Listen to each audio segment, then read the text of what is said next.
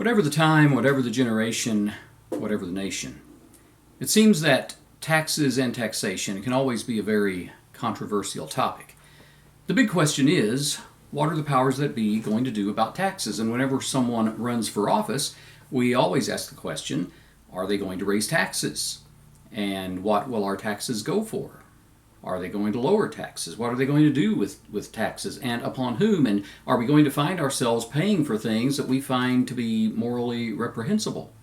Or are we going to find ourselves paying for things that really have little relevance to us, but they might to special interest groups or to foreign countries? Is it really the government taking our money, or are they taking back what belongs to them? Should we have any say in how our tax dollars are spent? And when you figure in the complexities of the relationship between church and state, then it can really get complicated. I'm an occasional reader of the blog of Roger Olson, who is one of my favorite theologians. Before referencing a recent post in which he says something rather conservative, I need to tell you something about where he's coming from.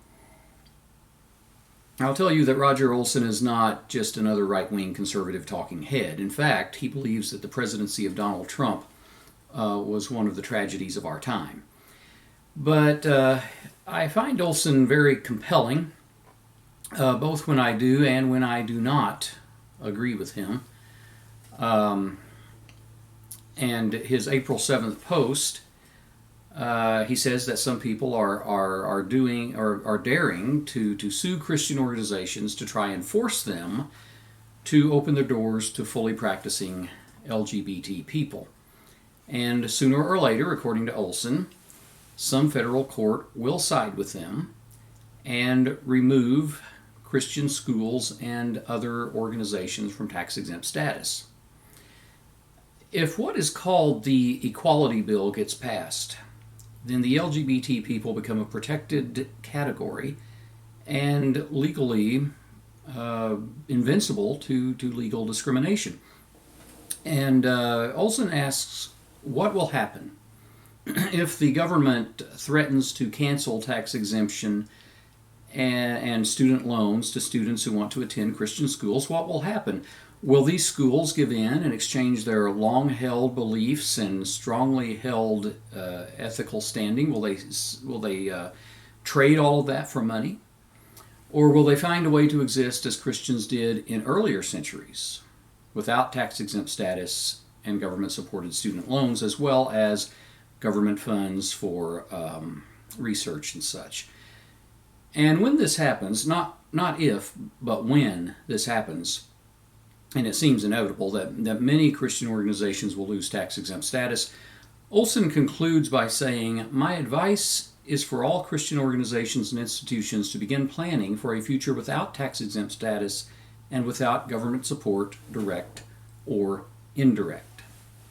Olson says we'll have to plan for a near future when we'll have to live and worship as earlier Christians did, without any granted privileges or support, direct or indirect, from the dominant culture and from the government. I find Olson's comments very timely in light of the recent win of the NCAA men's basketball championship by Baylor University, a conservative school that holds to Christian principles. And no sooner had they won than people began complaining about the school that only provides spousal health benefits to employees married to members of the opposite sex. And if Baylor has any same-sex couples or spouses employed, I'm sure they don't know that. They didn't intend that. But how long will it be until religious schools who don't change these policies will be blocked from participation in the NCAA altogether? And how long will it be before it's federally mandated that biological males will be allowed to compete on women's sports teams? And if things continue in the direction that they're headed, it won't be that long. And for some time, I have warned people of what was coming down the pike, and a lot of people didn't take me seriously. There are times I just hate to be right. And so we need to be preparing for a very different world and some very radical changes in terms of Christian participation in the marketplace. And some who've refused to compromise their principles have already been fined, jailed, fired from their jobs, dragged to court. Others have been canceled, censored, or excluded from large segments of the marketplace because of the views that they hold. And things have been changing for a long time, but just recently they've gone into the accelerator mode.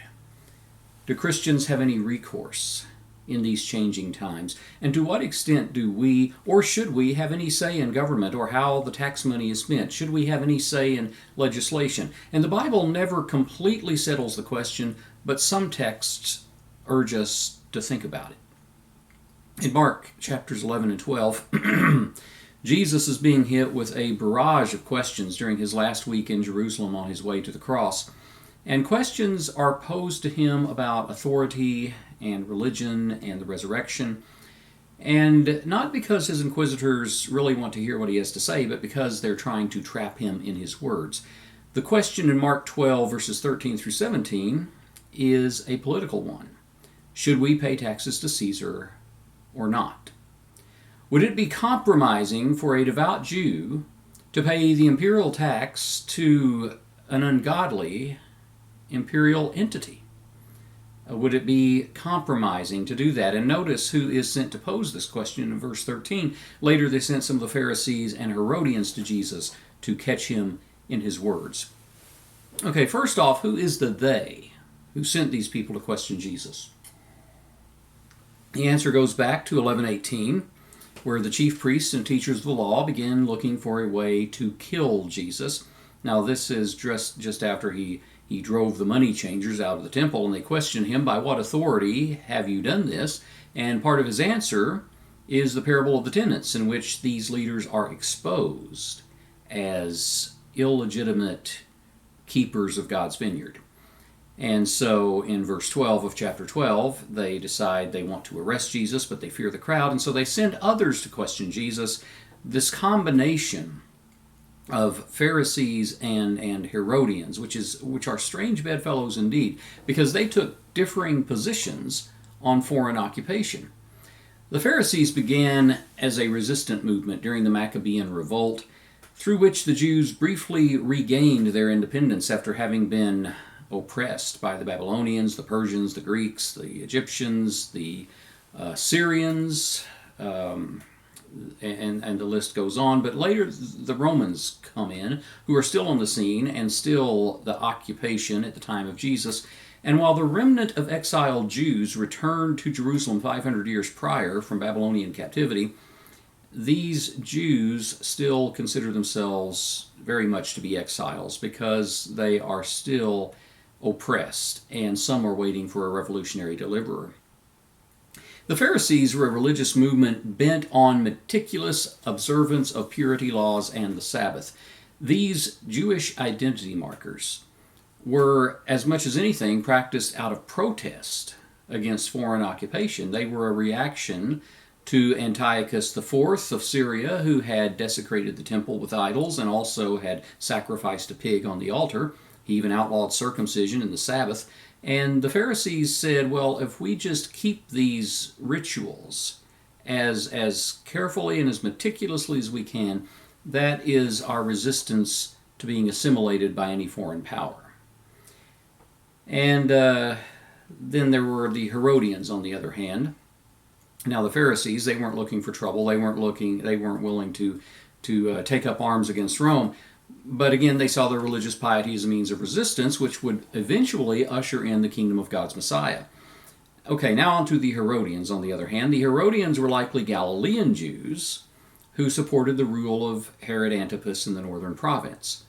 And while the Pharisees saw their uncompromising piety as resistance, the Herodians were not a resistance movement by any means. They fully supported Herod, apparently imagining a great gulf between politics and religion. They supported whatever the leaders thought, or whatever leaders they thought would serve them best, regardless of what ungodly policies these leaders practiced. And about the only thing that could bring two such diverse groups as the Pharisees and the Herodians together would be a common threat. And they perceived Jesus as a common threat and a very dangerous one. If his movement led to revolt, Jews of every sect could suffer without distinction. And what makes it even stranger is that the chief priests who were Sadducees rather, they had sent these people to Jesus, and the Sadducees were yet another sect whose domain was the temple institution. And they were a compromising group, eager to appease the powers that be, so long as they allowed them to stay in power and continue with their ancient traditions. So now it's all of these groups against Jesus. And they don't want to be too obvious, so they begin with flattery. In verse 14, they came to him and said, "Teacher, we know that you are a man of integrity. You aren't swayed by others because you may pay no attention to who they are, but you teach the way of God in accordance with the truth." Here the opponents of Jesus pretend to admire his integrity and objectivity. They pretend to honor his opinion. The statement that Jesus isn't swayed by others is to say that he is unconcerned about the things of men. These tricksters pretend to know that with Jesus, the way of God comes first, and that man's opinions are of no value to him. They say you pay no attention to who they are, which in the literal Greek reads, "You do not look upon the face of man." And what that means is that Jesus does not judge by appearances. He isn't impressed by the position that someone has attained, but he is impressed by their character. And while all of these things are true of Jesus, his opponents on this occasion do not believe a word of it. If they really believed that Jesus was not swayed by the opinions of men, then why are they flattering him? Why are they trying to butter him up, so to speak? They are taking, they think he's a troublemaker. They think he's a threat to their agenda. They are simply trying to flatter him so he'll let his guard down and answer them unguardedly. And Jesus sees right through this, because in verse 18 it says he knew their hypocrisy. Now, a hypocrite is basically an actor. It was the word for actor. It's someone who pretends to play a part on stage, pretends to be someone he is not, and he might even wear a mask in order to enhance the facade. Well, Jesus knows that these guys are acting. They're wearing masks. They're pretending to be his trusted friends when their intent is to trap him. And as for their question, it's posed in verses 14 and 15, is it right to pay the imperial tax to Caesar or not? Should we or shouldn't we? The imperial tax was first levied in AD 6, when Judea was made an imperial province, which is to that time under the authority of Caesar directly through his representatives. And so this tax had been imposed less than 30 years prior, so it was still a very open, festering wound. And the people in all imperial provinces had to pay this tax. And since it was only required of imperial provinces, Judea had to pay this tax, but Galilee did not. Which means that the Herodians really they had no stake in this argument anyway. They just wanted to get rid of Jesus. Galilee still had its own king, Herod Antipas, who himself was a puppet of the Romans. The Judean Jews resented the imperial tax. Now, it wasn't really that much, relatively speaking. It consisted of a silver coin called a denarius, which basically amounted to the wage of a day laborer. But on top of all other taxes, all of it together amounted to about 40% of everything that a Jew took in, so this was just another straw in the pile. Moreover, they resented being a Roman province under the direct rule of Caesar, which means they were basically answerable to the federal government directly, which means that Judea had no states' rights. A revolt ensued back in AD 6 when the tax was first levied. It was led by Judas the Galilean, who apparently lived in Galilee at one time, obviously. He's called the Galilean, but he is mentioned briefly by Gamaliel in Acts 5:37. Judas is mentioned as a man who led a revolt, but Judas was killed and his followers scattered. From Judas of Galilee's revolt evolved the Zealots, who believed that the best way to deal with Rome or any foreign oppressor, any government, was to revolt and overthrow the oppressor. They wanted to take back their nation by force. So while the Pharisees resisted through uncompromising commitment to religious piety, the Herodians didn't resist at all, but fully supported ungodly leaders. The Sadducees walked a careful path of compromise. The Zealots violently resisted Rome. And there was yet another group called the Essenes, who believed the approach to politics should be total retreat into a religious ghetto, where the group would make its own rules, resist any outside influence, and just live off the grid. And it's worth mentioning that Jesus did not identify with any of these factions or parties. With each of these differing views in circulation, whatever answer Jesus gives is bound to make somebody mad. And that's what his inquisitors are counting on. They ask, should we pay the imperial tax to Caesar? And if Jesus says no, then that gets him into trouble with Rome, and he could be executed for treason before his time. But if he says, yes, go ahead and pay the tax, then that gets him into trouble with nationalistic Jews who adopt a policy at some level of either resistance or isolation. So it appears that Jesus has been trapped between a rock and a hard place. It appears to be the case, but Jesus won't step into the trap. He will not incriminate himself. Instead, he asks them to bring him a denarius so he can look at it. And these folks, that they even happen to have a denarius, is an indictment. Many Jews would not even use the imperial currency, opting for copper coins, minted right there in Judea. The Roman coins were considered pagan, perhaps even idols. The Roman denarius bore the image of Tiberius Caesar himself.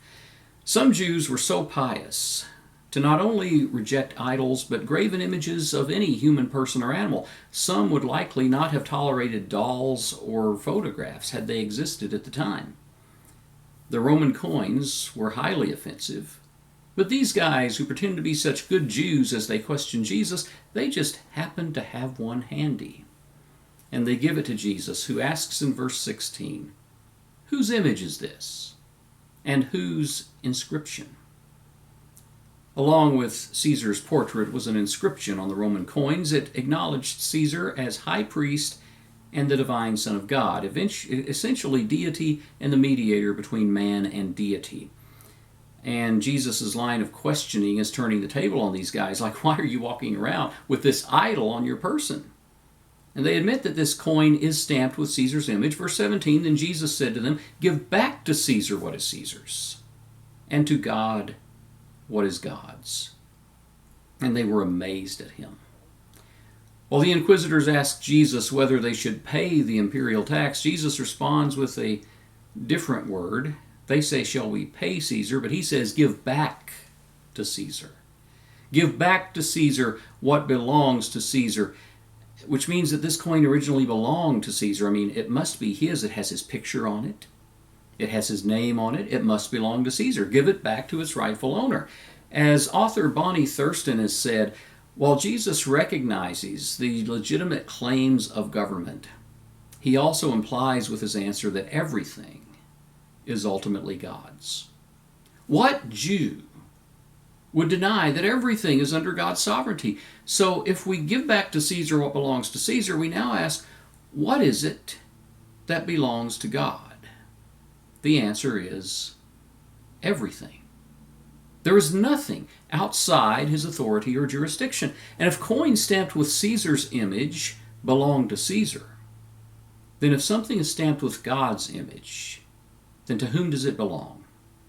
And what is stamped with God's image other than human beings? While we might owe Caesar tribute, we owe God our very selves. We owe God everything because we belong to him. And so Jesus finds a way to both affirm those who are supportive of government while affirming that God's authority overrides everything else. While the enemies of Jesus tried to put him in the middle of these warring factions, he comes up with an answer that can potentially unite everyone instead of dividing them. And this is one reason that they were so amazed by him. So I'll make a few observations now about church, state, and taxes, hopefully not reading more into this passage than what is there. But many things have been read into it over the years. One assumption is that rendering to Caesar what is Caesar and to God what is God's implies a hard line of demarcation between the two realms of religion and politics, which should be kept entirely separate and in airtight compartments. Now that's one view. What you do in one realm doesn't even exist in the other, according to some people, or at least that's how they live. And this allows a clear conscience in supporting leaders whose policies are unconscionable. It also allows a clear conscience to commit war crimes if you're just following orders. And it assumes that any government resistance or civil disobedience is at best mistaken and at worst even sinful. But is there a time that civil disobedience in the face of unjust laws is justified? If not, then one implies that Rosa Parks should have dutifully taken a seat at the back of the bus. But I don't believe that. I think she did the right thing, and her African-American attorney, by the way, was Fred Gray, who, though now retired and elderly, has also been a lifelong preacher and elder in the Churches of Christ. He was also an attorney for Martin Luther King Jr., who quoted scriptures on the Lincoln Memorial steps. And if believers are never to involve themselves in politics and just accept the status quo, then I guess Martin Luther King Jr. must not have got the memo. Nor did William Wilberforce, a Christian member of British Parliament who for years waged political battle to peacefully abolish slavery. Unfortunately, a route that was not taken in America.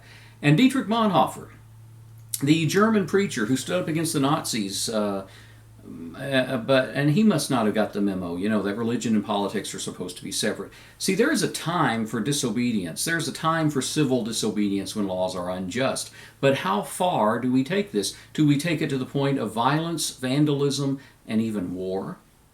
Well, I cannot imagine Jesus endorsing such things. But the freest nation on the world, on the other hand, which is us, with the greatest Christian liberties anywhere, began out of revolution. It was a revolution over taxes, of all things. We did not want to pay taxes, or at least the Patriots did not want to pay taxes to King George.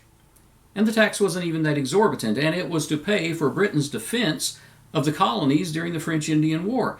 Would Jesus have endorsed a Boston Tea Party? It's complicated as to just how far Christians can go in taking a political stance. Some say that any political involvement is wrong. David Lipscomb did not believe that Christians should serve in the military, hold public office, or even vote, which was a common view among preachers in Churches of Christ from his day up until World War I. Lipscomb himself did most of his writing in the post-Civil War era. And while things have loosened up considerably, churches are to this day a little gun-shy about politics, which is, to some extent, rightfully so. Most of the Christians I know who become political are very passionate about it. In fact, they usually go down the political rabbit hole, and it becomes an obsession with them. On social media, it's all they want to post about.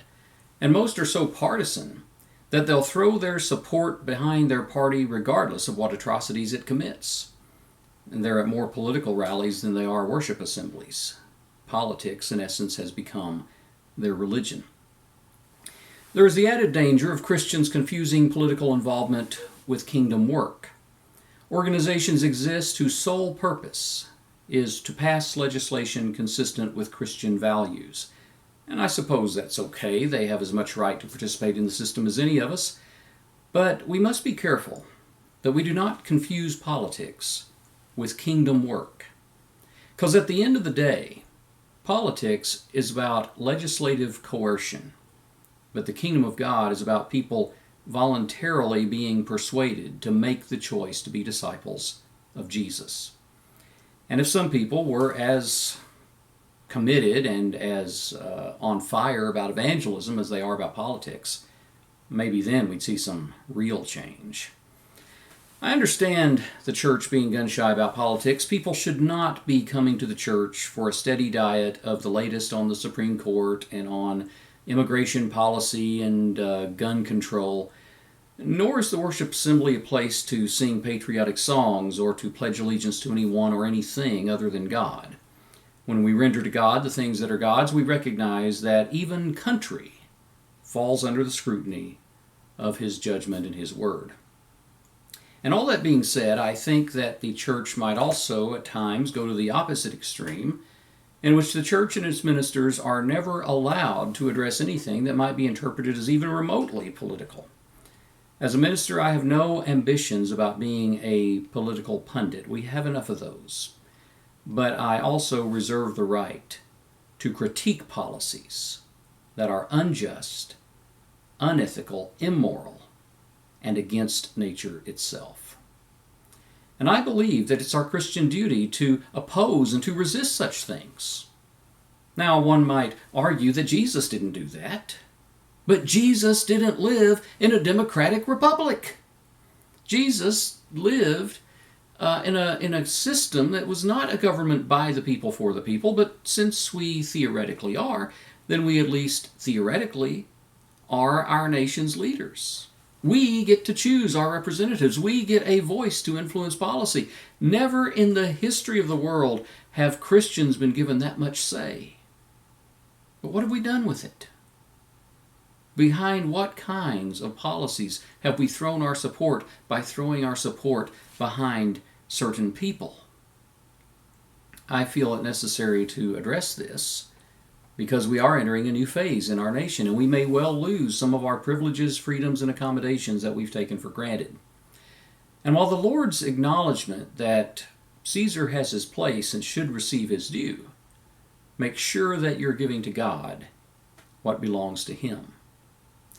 When it comes to his sovereignty over your life, there is no compartment off limits to him. From the job that you do to the way that you vote, everything falls under his jurisdiction and will be judged on all of it. And while politics is not kingdom work, we should still be alert as to how politics might be affecting the church and how it might possibly be alienating Christians from the public square. But even if that happens completely, the kingdom of God will go on, as it always has, and God will open new doors and new ways for us to exist. If you have not accepted Jesus as the Lord of your life, your sovereign, and your King, now is a good time to do so.